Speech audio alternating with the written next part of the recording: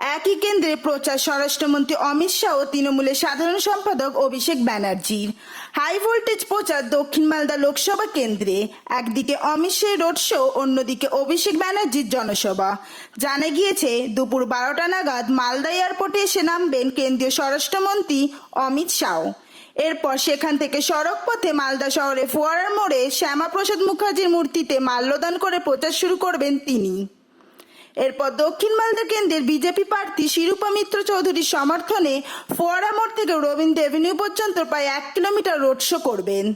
Road show শেষে Rabindra Avenue এলাকায় 10 মিনিটের জন্য বক্তব্য রাখবেন তিনি। অন্যদিকে আজই দক্ষিণ মালদা কেন্দ্রে তৃণমূল কংগ্রেস প্রার্থী শাহনওয়াজ আলী রহমানের সমর্থনে এক জনসভায় অংশ নেবেন তৃণমূল কংগ্রেসের সর্বভারতীয় সাধারণ সম্পাদক অভিষেক ব্যানার্জি।